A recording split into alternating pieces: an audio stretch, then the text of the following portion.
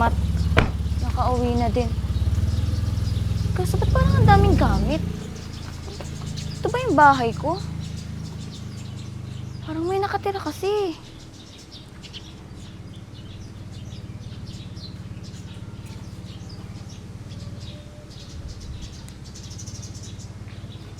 Cha! Ba't walang sumasagot? Ito ba yung bahay ko? Napakadami kasing gamit eh. Baka mamaya may ibang nakatira dito. Cha! Bakit ka umuwi? Di ka man nagpasabi. Eh, hindi na kita inabala. Sa kabakasyon lang naman ako. Eh, kaso may iba bang bahay ko ba to? Eh, kasi ang daming gamit eh. Ay, ikaw naman. Eh, syempre, mga gamit namin yan. Mabuti pa, pumasok ka muna sa loob. Ha? Namin? Sinong namin? May iba ka pa bang kasama dyan? Ah, oo, pero halika muna, pumasok ka muna. Tulungan mo ko sa gamit ko, mabigat eh.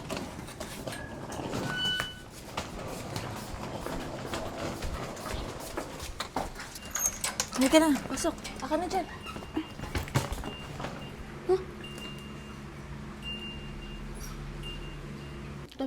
Magluto ka muna. Ano ba? Uy! Pinsan! Tsaka na pala! Uy! Kailan ka ba dumating? Ah, ngayon lang. Cha, halika nga muna saglit dito sa labas. Mag-usap tayo. Ano? Cha, ano to? Bakit? Ba't matadatnan ko yung bahay ko? May ibang nakatira. Pamilya mo. Ang sabi mo kasi sa akin, di ba ikaw lang? Ito naman, pamilya mo din naman sila ah. Cha, hindi naman sa nagdadamot ako. Eh, syempre kasi pinangako mo sa akin na ikaw lang muna magbabantay sa bahay habang wala ako. Ito naman, dapat nga magpasalamat ka kasi may tao yung bahay, malilinisan. Oh, anong gusto mo? Eh, kasi Cha, ini-expect ko na pagdating ko, walang ibang tao sa bahay ko. Malinis. Tingnan mo nga halos lahat ng gamit mo nandito na sa bahay ko. Eh, malinis naman ah, may nakasampay lang. Cha, hanggang ilang buwan ba sila dito? Ito naman, saglit pa lang sila na andito. Pansamantala lang naman, di naman sila mag-i-stay. Tsaka, di ba, magbabakasyon ka lang naman. Eh, hiyaan mo naman dito muna kami tumira. Eh, Cha, di ba halos hinuhulog-hulugan ko tong bahay. Eh, sa'yo ko nga pinapadaan lahat ng remittance ko, di ba? Para sa amortization. Oo, alam ko yun, pe. Eh, lahat naman, nababayad ko din eh. Tsaka hindi naman ako nalilate. Eh, kung wala ako, edi walang mag-aasikaso nitong bahay mo. O tsaka, di ba sabi mo, gusto mo may magbabantay ng bahay mo? Ayan o, ang dami namin. E di maalagaan tong bahay. Nalagaan, parang hindi naman eh. Parang hindi ko na nga bahay to eh. Parang ako na ngayon naiiyak. Bisita na lang ata ako dito sa bahay ko eh. Ito naman, maigi na nga yan o. May tao. Eh, kaysa naman mapapabayaan yung bahay mo. Eh, maigi na yung may nakatira. Tulad niyan, lagi ka namang wala dito, di ba? Alam mo dyan, sa totoo lang, sa tuwing umuwi ako sa dorm ko galing trabaho, umiiyak ako para mahulugan ko lang tong bahay ko. Pe, hinuhulog ko naman lahat. O, kung wala ako, sino mag-aasikaso niyang bahay mo? Di ba wala? Cha, ito ba yung maayos? Tingnan mo nga oh. Luma na agad, hindi ko pa nga natitirhan. Ano ba talaga? Bahay ko o bahay nyo? Ito si Pe, alam mo, kulang ka lang ata sa tulog eh. Buti ba, magpahinga ka muna. Ang sungit mo eh. Eh kasi Cha, sa ganitong sitwasyon sa bahay ko, parang hindi ako makakapagpahinga na maayos eh. Ito naman, halika na, pamilya mo naman to eh. Halika na nga, dami mo pa sinasabi.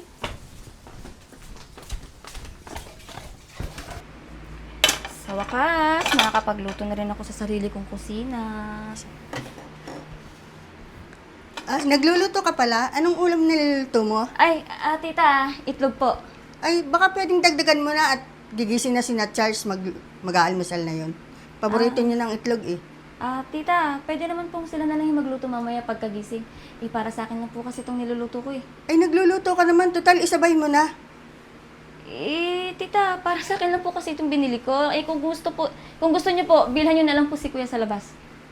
Galing kang abroad, nagdadamot ka. Pwede namang isama mo na lahat yan. Sama-sama tayong kumain dito. Tita, hindi naman po sa nagdadamot ako. Eh, kasi po, yung nabili ko po kasing itlog, eh, para sa akin lang naman po. Nakapag-abroad ka lang, pe, akala mo kung sino ka na. Nung bata ka pa, iniiwan ka pa sa akin ng nanay mo. Tita, hindi ko naman po nakakalimutan yun. Siyempre, may utang na loob pa rin po ako sa inyo. Eh, ngayon na naman po ako nagluto ng itlog. Sige po, tita, mamayang tanghali po, isasabay ko po kayo sa... Eh, ano bang gusto mong palabasin? Na nakikitira lang kami dito sa bahay mo? Ah, tita, wala naman po akong ganong sinabi. Eh, nagugulat lang din po kasi ako. Kasi kahit pagkain ko, kailangan pa po makihati kayo. Ang yabang mo, nakapag-abroad ka lang. Ganyan ka na. Hindi naman po sa ganon, tita. Para kasing ako na yung nagmumukhang masama dito sa bahay ko eh. Hindi kita sinusumbatan. Pero noon, nung iniiwan ka sa amin ng nanay mo, hindi ka namin pinagdadamutan sa pagkain. Hindi naman po sa ganon, tita. Eh kaso syempre, pinaghirapan ko po kasi itong bahay na to. Eh, ang iniisip ko lang po, pati ba naman po pagkain, kailangan ko pong ibigay pa sa inyo. Aba, yabang. Sarili mo na palang bahay to eh. Di bisita lang pala kami din eh. Tita, hindi ko po sinabi yan. Yan ang dating sa amin eh. Sabihin mo na lang kung ayaw mo sa amin dito. Ba't parang ako pa po yung masama sa sarili kong bahay? Ang yabang mo.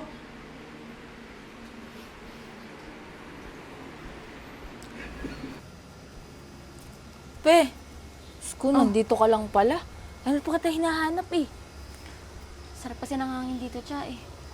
Nga pala, gusto talaga kitang kausapin eh. Tungkol saan? Sa bahay na naman. Eh kasi kailangan nyo na umalis dito. Ha? Ganun-ganun na lang? Paalisin mo na lang kami basta-basta? Pasensya ka na, Cha, kasi pakiramdam ko kasi hindi ko na sariling bahay to eh. Halos ako na ngayon nahihiya tumira dito. Tapos hindi rin ako komportable sa tuwing nandito ako sa bahay na to.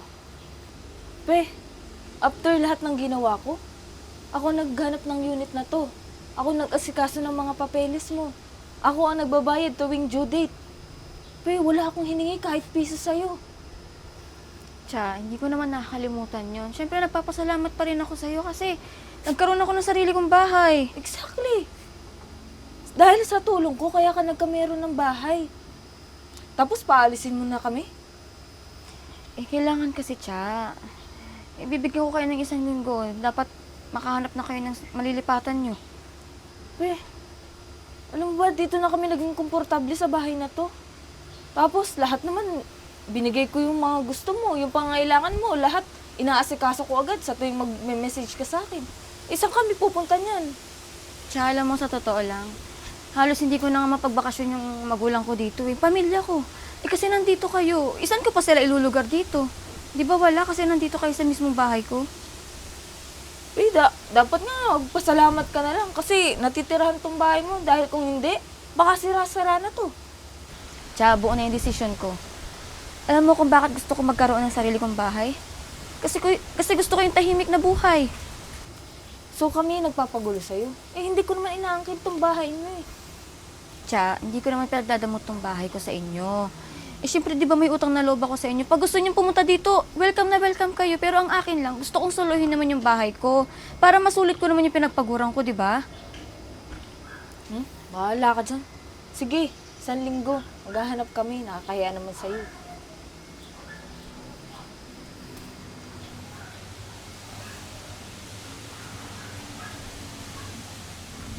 Nagpagupit ka na, sobrang haba na ng buhok mo. Ayoko. Baka mamaya may magkagusto sa akin eh. Mawalan. Aray. Ito naman, napakaseloso talaga. Ma. Ate, kuya. May bad news nga pala ako sa inyo. Eh, pinapaalis na tayo ni Pe dito eh. 1 linggo na lang daw. Lo, paano yung kakatanggap lang ng kuya mo sa trabaho dyan sa malapit eh? Eh, kahit anong sabihin ko, ayaw niya akong pakinggan eh. Ayaw niya nun, may nagbabantay dito sa bahay. Tsaka, ang dami ko kayang naitulong sa kanya, tapos papaalisin na lang tayo. Ma, di ba ikaw naman nag-alaga dyan kay Pe nung bata pa siya? Ano talaga ng bata niya?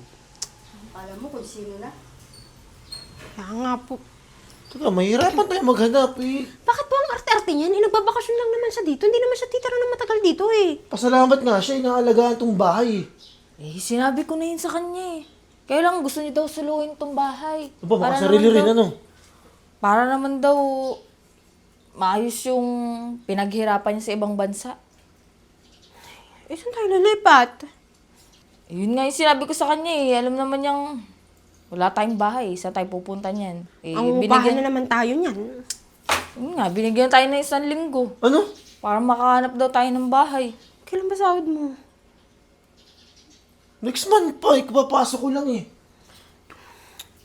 Ma, Siya, sige. Kakausapin ko na lang yung kumari ko. ganito na lang. Eh, di ba, aalis din naman yan. Kailan ba ang balik niya sa abroad? Next month ata. Eh, di pagka, ganito na lang. Pagka nakaalis na, di bumalik na lang tayo dito para 1 buwan lang tayo mangupahan. Ay, Hindi na tayo magpo-post ng picture. Oo, sasabihin ko na lang na ako na lang yung magbabantay. Pero pagkaalis niya, papabalik ko na lang kayo dito. Dali niyo na lang yung ibang gamit. Yun, pwede. Na? Sige. Ma, sabihin mo na lang doon sa kumari mo, 1 buwan lang tayo makikitira. Oo, sige. Ako nang bahala din. Sige. Sige ate. Pagka ha, paalis na, di magbabait-baitan ako sa kanya para ibigay yung susi ng bahay, di ba? Oo, galingan mo. O ba, syempre, kaya ko yun. Diba? Ganun na lang. Sige. Gagawa yan, damot yan. Sige natin, lalabhan ko muna yung mga damit ko sa labas. Sabay mo na yung sa akin, ha? Oo. Ape. Nga pala, gusto ko sanang humingi ng tawad sa'yo sa mga nasabi ko. Eh, alam ko naman na pinaghirapan mo tong bahay na to. Pero, sana huwag kang magtanim ng galit sa akin, ha. Sinasabi ko lang naman yun kasi syempre, tinulungan din naman kita, di ba? Ano ka ba, Cha? Ayos lang yun. Saka magpinsan tayo. Hindi naman kailangan magtanim ako ng galit sa'yo eh. Napatawad na kita. Saka ang gusto ko din, bago ako umalis, maging okay tayo. Salamat, Pe, ha. Sana hindi ka pa rin magbago. Oo naman. Basta mag-iingat ka, ha, pag alis mo. Sige, saka nga pala, iwanan ko ulit tong bahay sa'yo ha. Pati itong susi. Sige, huwag Basta, kang mag-alala. yung pinag-usapan natin, ipangako mo na ikaw lang ang titira sa bahay ko. Oo. Alam ko naman ayaw mo eh. Sige na, ako nang bahala dito. Mag-ingat ka, ha. Basta huwag mo pababayaan yung bahay ha. Oo naman, pinabayaan ko ba yan? Di ba hindi naman? Sige na, Talaga? mag-iingat ka dito. Aalis Sige. na ako. Hindi na kita hatid, Pe, ha. Oo, nandyan lang din naman yung sakayan. Malapit lang. Sige. Bye-bye. Na, pasok na kayo dito. Kanina pa ako nag-aantay sa inyo. Tagal-tagal mo. Da, bilisan mo! Makapakit ko na tayo. Nakakayanan kasi sa kumari ni mama eh. Kaya nga eh. Tsaka, tagal naman yan! Teka lang, ayaw ng mga ayaw pumasok ko. Bakit? Ano ko ba, Oo. pinagkakawala sa'yo eh? Ako nga! Bakit mo tanong mo kung bakit ayaw gumawa na susi? Pero mga cellphone, kuya. Tawagan ko lang. Eh, hindi naman ito yung susi! Tika nga, tatanong nga lang muna kay Pedro. Ano? Kamamaya.